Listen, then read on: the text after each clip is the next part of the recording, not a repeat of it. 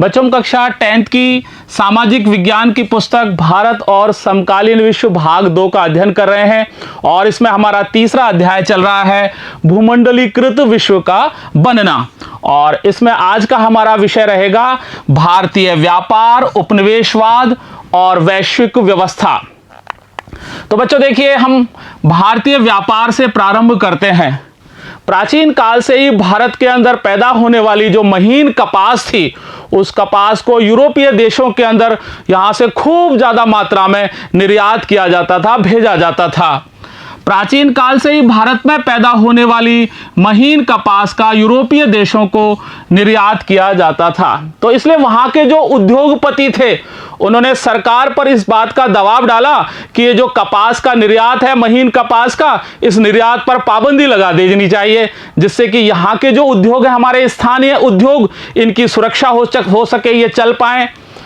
इसी कारण वहां के उद्योगपतियों ने सरकार पर दबाव डाला कि वह कपास के आयात पर रोक लगाकर स्थानीय उद्योगों की रक्षा करे।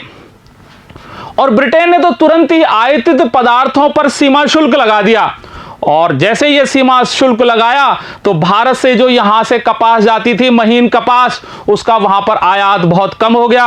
यानी यहां से ब्रिटेन के लिए महीन कपास का निर्यात बिल्कुल ही कम हो गया। फलस्वरूप ब्रिटेन में आयातित कपड़ों पर सीमा शुल्क थोप दिए गए और वहां महीन भारतीय कपास का आयात कम होने लगा था।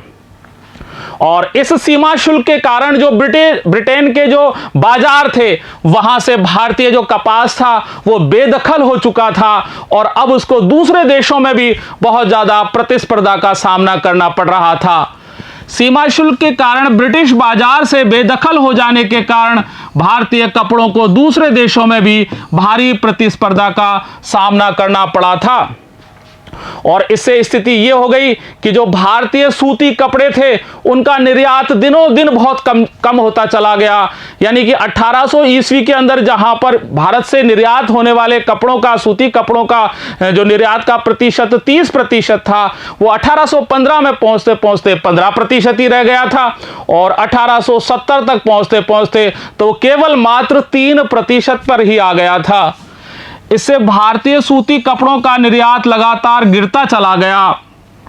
सन 1800 के आसपास जहां सूती कपड़े का निर्यात 30% था, यानी 1800 में तो यह निर्यात 30% था, जो 1815 में घटकर 15% ही रह गया, यानी उससे आधा ही रह गया था।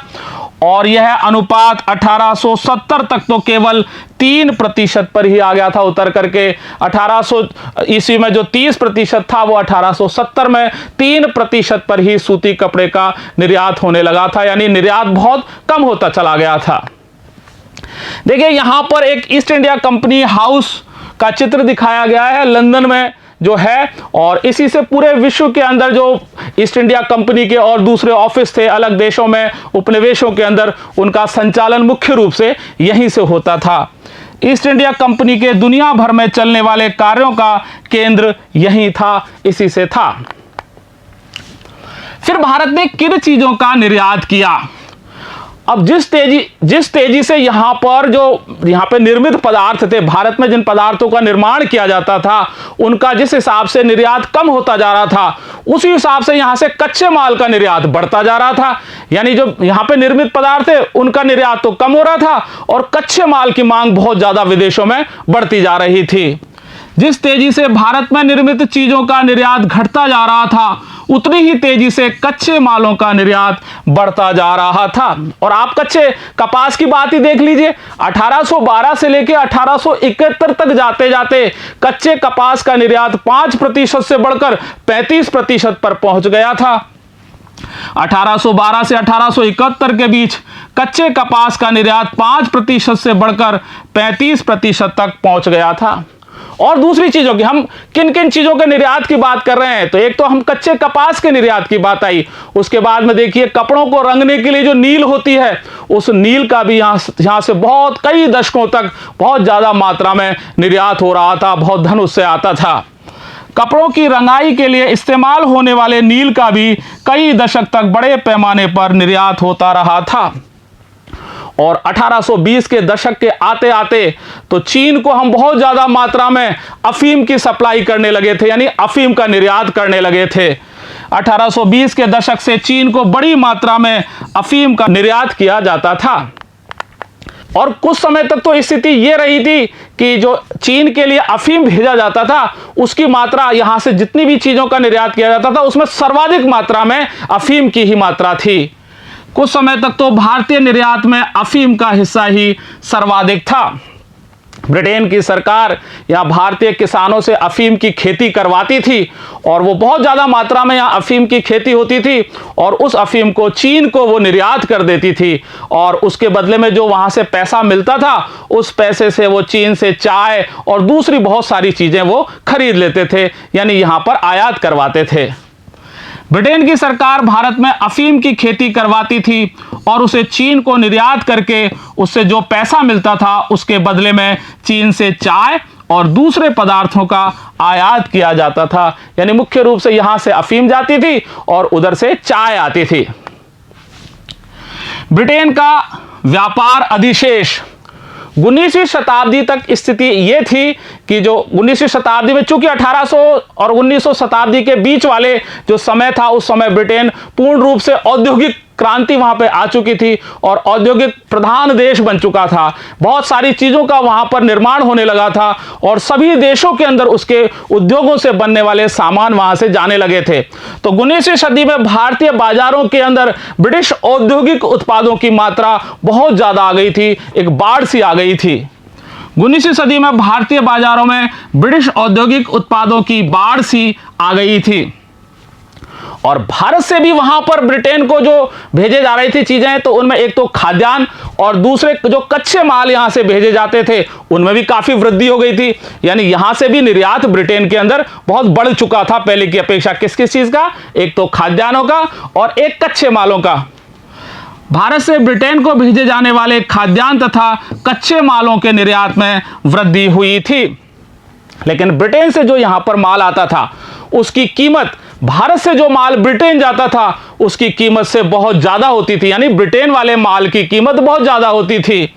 ब्रिटेन से जो माल भारत आता था उसकी कीमत भारत से ब्रिटेन जाने वाले माल की कीमत से बहुत ज्यादा होती थी और इस प्रकार से ब्रिटेन हमेशा ही भारत के साथ व्यापार अधिशेष की स्थिति में रहता था, यानी उसके माल की कीमत ज्यादा होती थी, वो जो बाकी बचा हुआ पैसा था वो व्यापार अधिशेष कहलाता था। अतः भारत के साथ ब्रिटेन हमेशा व्यापार अधिशेष की अवस्था में रहता था, यानी हमेशा ब्रिटेन को भारत के साथ व्यापार करने से सदैव ही उसको बहुत ज्यादा मुनाफा होता था और इस मुनाफे को जब ब्रिटेन कोई दूसरे देशों के साथ व्यापार करता था और उसमें उसको घाटा हो जाता था तो वो इस मुनाफे से उसकी पूर्ति कर लेता था, यानी इस आपसी व्यापार में हमेशा ब्रिटेन को ही फायदा रहता था और इस मुनाफे के सहारे ब्रिटेन दूसरे देशों के साथ होने वाले व्यापारिक घाटे की भरपाई कर लेता था। बहुपक्षीय बंदोबस्त ऐसे ही काम करता है जिसके अंदर एक देश दूसरे देश के साथ अगर व्यापार में उसको कोई घाटा हो जाए तो वो तीसरे देश के साथ व्यापार में लाभ लेकर के उस घाटे की पूर्ति कर लेता है। बहुपक्षीय बंदोबस्त ऐसे ही काम करता है जिसमें यदि एक देश को दूसरे देश के साथ व्यापार में घाटा हो रहा हो तो वह उसकी भरपाई तीसरे देश से मुनाफा कमा करके करता है, यानी जैसे एक देश है उसको दूसरे देश से इससे तो नुकसान हो गया व्यापार में, तो इस देश के साथ वो लाभ कमा लेता है और इस घाटे की इस लाभ से वो पूर्ति कर लेता है। ब्रिटेन को भी भारत के व्यापार से जो अधिशेष मिलता था वो उसके देसी खर्चों में काम आता था, होम चार्जेस में काम आता था। ब्रिटेन को व्यापार से जो अधिशेष हासिल होता था उससे होम चार्जेस यानी देसी खर्चे पूरे होते थे। और वो देसी खर्चे क्या थे? ये जो ब्रितानी अफसर थे, व्यापारी थे, इनके घरों पर यहाँ से पूंजी जाती थी, रकम जाती थी, एक तो उसमें काम आती थी। एक जो पहले यहाँ से ब्रितानी अफसर जो सेवानिवृत्त हो चुके थे उनकी पेंशन के रूप में भी यही पैसा काम में आता था और दूसरा जो भारत के ऊपर विदेशी कर्जा था उस कर्जे की ब्याज चुकाने में भी यही पैसा काम में आता था। इसके तहत ब्रितानी अफसरों और व्यापारियों द्वारा अपने घर भेजी गई निजी रकम के काम में आता था, पूर्व ब्रितानी अफसरों की पेंशन के काम में आता था और भारतीय बाहरी कर्जे पर ब्याज को भी चुकाने के काम में यह आता था।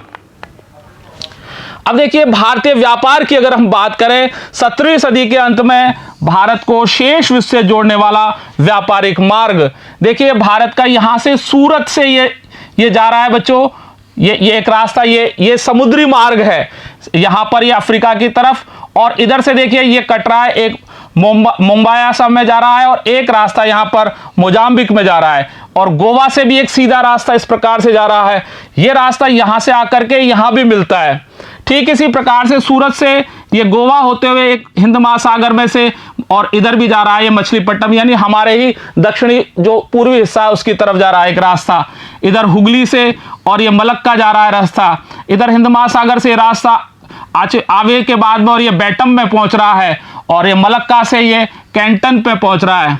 इसके बाद में ये वाला जो है ये थल मार्ग है ये वाला, और देखिए ये भी एक जाल की तरह बिछा हुआ है, यहां से ये लाहौर में, लाहौर से बंदर अब्बास में, इधर ये वाला जल मार्ग है मस्कट पहुंचता हुआ फारस की खाड़ी में, और ये इधर आप इधर देखिए ऊपर की तरफ यानी मध्य एशिया की तरफ जाता हुआ थल मार्ग है। यानी चारों तरफ भारत के जल और थल के जो मार्ग थे उनका जाल बिछा हुआ था, हिंद महासागर में से होकर के भी और थल मार्ग से भी होते हुए चारों तरफ व्यापार ही व्यापार था। महायुद्धों के बीच अर्थव्यवस्था की हम बात करते हैं कि पहले और दूसरे जो महायुद्ध हुए उनके बीच के समय में विश्व की अर्थव्यवस्था किस प्रकार की रही थी उसको हम देखते हैं। यद्यपि जो प्रथम विश्व युद्ध था वो यूरोप के अंदर ही लड़ा गया था, लेकिन इसका असर पूरी दुनिया ने ही महसूस किया था, सभी देशों पर इसका असर पड़ा था। पहला महायुद्ध मुख्य रूप से यूरोप में ही लड़ा गया, लेकिन उसका असर सारी दुनिया में महसूस किया गया था। और इस प्रथम विश्व युद्ध ने विश्व की अर्थव्यवस्था को ऐसे संकट में डाल दिया था कि उससे बाहर निकलने में संसार को लगभग 3 दशकों से भी ज्यादा का समय लगा था। इस युद्ध ने विश्व अर्थव्यवस्था को एक ऐसे संकट में ढकेल दिया जिससे उबरने में दुनिया को 3 दशक से भी ज्यादा का समय लग गया था। और इस दौरान पूरे विश्व के अंदर ही आर्थिक और राजनीतिक अस्थिरता की स्थिति रही थी, और वो स्थिति इतनी भयानक रही थी कि उसी के कारण दूसरा विश्व युद्ध भी हुआ था। यानी जो मानवता थी वो एक दूसरे महायुद्ध के नीचे आकर के कराहने लग गई थी। इस दौरान पूरी दुनिया में आर्थिक और राजनीतिक अस्थिरता बनी रही और अंत में मानवता एक विनाशकारी महायुद्ध के नीचे कराहने लगी थी। यानी एक दूसरा विश्व युद्ध भी प्रारंभ हुआ था, इसी के कारण हुआ था, प्रथम विश्व युद्ध की परिणति के कारण ही हुआ था, क्योंकि पूरे विश्व के अंदर आर्थिक और राजनीतिक रूप से अस्थिरता की स्थिति रही थी और फिर मानवता एक विनाशकारी महायुद्ध के नीचे आकर के कराहने लगी थी। युद्धकालीन रूपांतरण की बात करते हैं हम। प्रथम विश्व युद्ध के अंदर मुख्य रूप से 2 खेमे बन गए थे, 2 दल बन गए थे। प्रथम विश्व युद्ध 2 खेमों के बीच में लड़ा गया था। एक तो मित्र राष्ट्र था और एक केंद्रीय शक्तियां थी। मित्र राष्ट्र के अंदर तो ब्रिटेन, फ्रांस और रूस, ये 3 बड़े राज्य थे, इसके अंदर राष्ट्र थे। और अगर केंद्रीय शक्तियों की बात करें तो उसमें एक तो जर्मनी थी, एक ऑटोमन तुर्की साम्राज्य था, एक ऑस्ट्रिया हंगरी साम्राज्य था। केंद्रीय शक्तियों में जर्मनी, ऑस्ट्रिया हंगरी साम्राज्य और ऑटोमन तुर्की साम्राज्य था। यद्यपि जब अगस्त 1914 के अंदर यह प्रथम विश्व युद्ध प्रारंभ हुआ था तो विश्व के सभी देशों का ऐसा अनुमान था, वो ऐसा मानते थे कि ये क्रिसमस तक ये युद्ध समाप्त हो जाएगा, यानी दिसंबर के अंत तक ये युद्ध समाप्त हो जाएगा। लेकिन ऐसा हुआ नहीं और यह युद्ध तो 4 वर्षों से भी अधिक समय तक चलता रहा था। अगस्त 1914 में जब युद्ध शुरू हुआ तो उस समय कई देशों को ऐसा लगता था कि यह युद्ध ज़्यादा से ज़्यादा क्रिसमस तक खत्म हो जाएगा, पर यह युद्ध तो 4 साल से भी ज़्यादा समय तक चलता रहा था। और मानव के इतिहास के अंदर ऐसा भीषण युद्ध इससे पहले कभी भी नहीं लड़ा गया था। मानव सभ्यता के इतिहास में ऐसा भीषण युद्ध पहले कभी भी नहीं हुआ था। इस युद्ध के अंदर दुनिया के सबसे जो अग्रणी औद्योगिक शक्तियां थी वो एक दूसरे के खिलाफ युद्ध में लड़ रही थी, एक दूसरे की भयंकर शत्रु बन चुकी थी। इस युद्ध में दुनिया के सबसे अग्रणी औद्योगिक राष्ट्र एक दूसरे से जूझ रहे थे और शत्रुओं को नेस्तनाबूद करने के लिए, उनको हराने के लिए, बिल्कुल खत्म करने के लिए, उनका विनाश करने के लिए उनके पास जो उनके उद्योग थे, उन उद्योगों से बहुत सारी सामग्री उन्होंने पहले से ही इकट्ठी कर रखी थी। शत्रुओं को नेस्तनाबूद करने के लिए उनके पास बेहिसाब औद्योगिक शक्ति इकट्ठी हो चुकी थी। इस युद्ध में मशीन गनों, टैंकों, हवाई जहाजों और रासायनिक हथियारों के द्वारा एक भयानक युद्ध लड़ा गया था। इसकी भयावहता बहुत ही भयंकर थी। इस युद्ध में मशीन गनों, टैंकों, हवाई जहाजों और रासायनिक हथियारों का भयानक पैमाने पर इस्तेमाल किया गया था। और ये सारी की सारी चीजें कहां से आई थी? क्योंकि आधुनिक विशाल उद्योगों की स्थापना हो चुकी थी। भयंकर उद्योग स्थापित हो चुके थे पूरे विश्व के सभी औद्योगिक बड़े बड़े राष्ट्रों के अंदर। वही तो इस युद्ध को लड़ रहे थे। उनके पास आधुनिक विशाल उद्योग थे और उन उद्योगों के द्वारा उनके पास में आधुनिक हथियार थे और उन हथियारों के द्वारा ही इस युद्ध को लड़ा गया था। देखिए आप, प्रथम विश्व युद्ध के दौरान एक हथियार फैक्ट्री में काम करते हुए मजदूरों को इसमें दिखाया गया है।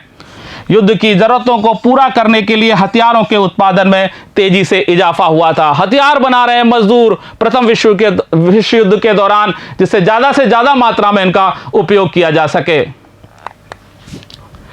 और इस युद्ध के लिए पूरी दुनिया से असंख्य सिपाहियों को भर्ती किया गया था और उनको रेलगाड़ियों के द्वारा और बड़े बड़े जलपोतों में बिठा करके युद्ध के मोर्चे पर पहुंचाया जा रहा था। इस युद्ध के लिए दुनिया भर से असंख्य सिपाहियों की भर्ती करके विशाल जलपोतों और रेलगाड़ियों में भरकर युद्ध के मोर्चों पर ले जाया गया था। और इस औद्योगिक युग से पहले इस प्रकार के युद्ध की कल्पना भी नहीं की जा सकती थी कि ऐसा भयानक युद्ध भी किया जा सकता है। इस औद्योगिक युग से पहले ऐसे युद्ध की कल्पना भी नहीं की जा सकती थी। और इस युद्ध की विभीषिका इस बात से ही पता लगती है कि इसके अंदर लगभग 90 लाख लोग मारे गए थे और 2 करोड़ से भी ज्यादा लोग इस युद्ध के अंदर घायल हो गए थे। युद्ध में 90 लाख से ज्यादा लोग मारे गए थे और 2 करोड़ लोग घायल हो गए थे। युद्ध के परिणामों पर देखते हैं अपन। जो यहां इस युद्ध के अंदर मृतक और घायल हुए थे, उनमें ज्यादातर कामकाजी उम्र के लोग थे, जो काम करने वाले यानी जवान थे, जो युवा थे, उस उम्र के लोग ज्यादा थे। इसलिए इस युद्ध के बाद में या उस युद्ध के बीच में ही हम कह सकते हैं कि यूरोप के अंदर कामकाजी उम्र के लोगों की संख्या बहुत कम हो गई थी। मृतकों और घायलों में ज्यादातर कामकाजी उम्र के लोग थे। इस युद्ध के बाद यूरोप में कामकाज के लायक लोगों की संख्या बहुत कम रह गई थी। और जब बहुत सारे लोग मर गए थे तो परिवार में लोगों की संख्या घट गई थी। और इस युद्ध के बाद में जब परिवार में लोगों की संख्या घट गई तो लोगों की आय भी बहुत कम हो गई थी। परिवार के सदस्य घट जाने से युद्ध के बाद परिवारों की आय भी गिर गई थी। और युद्ध संबंधी सामग्री का निर्माण करने के लिए बहुत सारे उद्योगों की भी स्थापना की गई थी। युद्ध संबंधी सामग्री का उत्पादन करने के लिए उद्योग लगाए गए थे। समाजों में इस युद्ध के कारण काफी बदलाव भी आया था, क्योंकि जो पुरुष थे वो युद्ध लड़ने के लिए चले गए थे तो पीछे घर से बाहर के जो काम थे उनको कौन करे। तो फिर महिलाएं घर से बाहर निकली और उन कामों को करने लगी थी जो अब तक पुरुष ही किया करते थे, यानी महिलाओं ने मोर्चा संभाल लिया था घर का। समाजों में बदलाव आया। पुरुष जब युद्ध के मोर्चे पर जाने लगे तो उनके कामों को संभालने के लिए स्त्रियों को बाहर आकर वे काम करने पड़े जिन्हें अभी तक पुरुषों का ही काम माना जाता था। और आप देख लीजिए, इस युद्ध के कारण जो दुनिया की बहुत शक्तिशाली आर्थिक ताकतें थी उनके आपस के संबंध टूट गए थे, क्योंकि वही तो आपस में एक दूसरे से युद्ध कर रहे थे। इस युद्ध के कारण दुनिया की कुछ शक्तिशाली आर्थिक ताकतों के बीच संबंध टूट गए थे और अब तो वो एक दूसरे से बदला लेने के लिए उतारू थे, एक दूसरे को खत्म करने के लिए, नेस्तनाबूद करने के लिए उतारू थे। वे तो अब एक दूसरे से बदला लेने पर उतारू थे। इस युद्ध के दौरान ब्रिटेन को अमेरिकी बैंकों से बहुत ज्यादा कर्जा लेना पड़ा था। इस युद्ध में ब्रिटेन को अमेरिकी बैंकों से भारी कर्ज लेना पड़ा था और अब अमेरिका कर्जदार की बजाय कर्जदाता देश बन चुका था। अब अमेरिका कर्जदार की बजाय कर्जदाता देश बन चुका था। यानी आशय यह है कि अमेरिका और उसके नागरिकों की जो विदेशों में संपत्ति थी उसकी कीमत दूसरे देशों की अमेरिका के अंदर जो संपत्ति थी उसकी कीमत से ज्यादा थी। उसकी कीमत अब ज्यादा हो गई थी क्योंकि अमेरिका के पैसे की अब वैल्यू हो गई थी, कीमत हो गई थी। आशय यह है कि अमेरिका व उसके नागरिकों की संपत्तियों की दूसरे देशों में कीमत अमेरिका में दूसरे देशों की संपत्तियों की कीमत से ज्यादा हो चुकी थी। अब देखिए युद्धोत्तर सुधार की बात करते हैं। देखिए बच्चों, युद्ध के बाद में पूरे विश्व के अंदर आर्थिक स्थिति को सुधारने के लिए खूब प्रयास किया गया और लेकिन यह रास्ता बहुत ही मुश्किल साबित हो रहा था। युद्ध के बाद आर्थिक स्थिति को पटरी पर लाने का रास्ता काफी मुश्किल साबित हुआ था। जहां युद्ध से पहले ब्रिटेन पूरे संसार की सबसे बड़ी अर्थव्यवस्था हुआ करता था, आज उसको ही सबसे ज्यादा संकट का सामना करना पड़ रहा था। जहां युद्ध से पहले ब्रिटेन दुनिया की सबसे बड़ी अर्थव्यवस्था था, युद्ध के बाद सबसे लंबा संकट उसे ही झेलना पड़ रहा था। और जब ब्रिटेन उधर युद्ध के अंदर जूझ रहा था, उसी समय भारत और जापान के अंदर उद्योग विकसित किए जा रहे थे। जिस समय ब्रिटेन युद्ध से जूझ रहा था, उसी समय भारत और जापान में उद्योग विकसित होने लगे थे। और अब युद्ध के बाद में ब्रिटेन का भारतीय बाजारों के अंदर वर्चस्व बनाना बहुत मुश्किल काम हो गया था और उसके साथ साथ उसको जापान से मुकाबला करना था, वो एक अलग बात और थी। अब भारतीय बाजारों में ब्रिटेन को वर्चस्व वाली स्थिति प्राप्त करना बहुत मुश्किल हो गया था। अब तो उसे जापान से भी मुकाबला करना था, सो अलग। और इस युद्ध के खर्चे की भरपाई के लिए ब्रिटेन ने अमेरिका की बैंकों से बहुत ज्यादा कर्जा उधार लिया था और उस युद्ध के बाद में ब्रिटेन विदेशी कर्जे का बहुत ज्यादा बोझ वाला देश बन गया था, यानी उसके ऊपर बहुत ज्यादा विदेशी कर्जा हो चुका था। युद्ध के खर्चे की भरपाई के लिए ब्रिटेन ने अमेरिका से जमकर कर्जे लिए थे। इसका परिणाम यह हुआ कि युद्ध खत्म होने तक ब्रिटेन भारी विदेशी कर्जों में दब गया था। ब्रिटेन के ऊपर विदेशी कर्जा बहुत ज्यादा हो चुका था। युद्ध के कारण मांग, उत्पादन और रोजगार में जब वृद्धि हुई तो एक आर्थिक उत्साह का सा माहौल बन गया था। युद्ध के कारण मांग, उत्पादन और रोजगारों में वृद्धि होने से आर्थिक उत्साह का माहौल पैदा हो गया था। लेकिन जब युद्ध के बाद में यह आर्थिक उत्साह थोड़ा ठंडा पड़ने लगा, शांत पड़ने लगा, तो उत्पादन में तो कमी आई गई थी, चारों तरफ बेरोजगारी भी फैलने लग गई थी। लेकिन जब युद्ध के बाद आर्थिक उत्साह शांत होने लगा तो उत्पादन गिरने लगा और बेरोजगारी भी बढ़ने लगी थी और आलम यहां तक आ गया था कि 1921 के अंदर ब्रिटेन के अंदर 5 मजदूरों में से 1 मजदूर के पास काम नहीं था। 1921 में हर 5 में से 1 ब्रिटिश मजदूर के पास काम नहीं था। और युद्धोत्तर वातावरण के अंदर रोजगार की कमी और अनिश्चितता छा गई थी, यानी युद्ध के बाद में रोजगार खत्म हो गए थे और अनिश्चितता की स्थिति आ गई थी, बहुत बुरी स्थिति आ गई थी। और बहुत सारे कृषि आधारित अर्थव्यवस्थाओं पर भी संकट के बादल मंडराने लगे थे। बहुत सारी कृषि आधारित अर्थव्यवस्थाएं भी संकट में ही थी। और देखिए इसका हम एक उदाहरण देखते हैं कि देखिए युद्ध से पहले जो पूर्वी यूरोप था वो पूरे विश्व के अंदर गेहूं की आपूर्ति किया करता था। लेकिन युद्ध में जब वो फंस गए, युद्ध के अंदर जब वो व्यस्त हो गए, तो उसके द्वारा जो गेहूं की आपूर्ति थी वो काफी गड़बड़ा गई। और फिर कनाडा ने, अमेरिका ने और ऑस्ट्रेलिया ने इन्होंने अपने यहां पर गेहूं की पैदावार प्रारंभ कर दी। लेकिन जब युद्ध समाप्त हो गया तो पूर्वी यूरोप ने वापस अपने गेहूं की पैदावार उसी तरह से प्रारंभ कर दी। तो अब तो बाजार, विश्व बाजार के अंदर गेहूं ही गेहूं हो गया, खूब सारा गेहूं हो गया। तो इससे अनाज की कीमतें बिल्कुल नीचे ही गिर गई और अनाज की कीमतें गिरने से जो ग्रामीण लोग थे उनकी आय तो बिल्कुल ही समाप्त हो गई और किसान की स्थिति बहुत खराब हो गई। उसके ऊपर भयंकर कर्जे होने लग गए थे। किसान तो बेचारा बिल्कुल ही गरीब हो गया था। युद्ध से पहले पूर्वी यूरोप गेहूं की आपूर्ति का एक बड़ा केंद्र था। जब युद्ध के दौरान आपूर्ति में गड़बड़ होने लगी तो कनाडा, अमेरिका और ऑस्ट्रेलिया ने गेहूं की पैदावार बढ़ा ली। लेकिन युद्ध के बाद पूर्वी यूरोप में गेहूं की पैदावार फिर वापस सुधरने लगी तो विश्व बाजारों में गेहूं की अधिकता हो गई थी और अनाज की कीमतें गिर गई, ग्रामीण आय कम हो गई और किसान गहरे कर्ज संकट में फंस गए थे। और बच्चों, इस प्रकार से हमने प्रथम विश्व युद्ध की त्रासदी जो पूरे संसार ने झेली थी उसको हमने यहाँ पर अध्ययन किया, और हम इसी के साथ अब यहीं पर विराम लेते हैं। और अगले भाग के अंदर हम देखेंगे कि कैसे बड़े पैमाने पर उत्पादन और उपभोग किया जाने लगा था। धन्यवाद।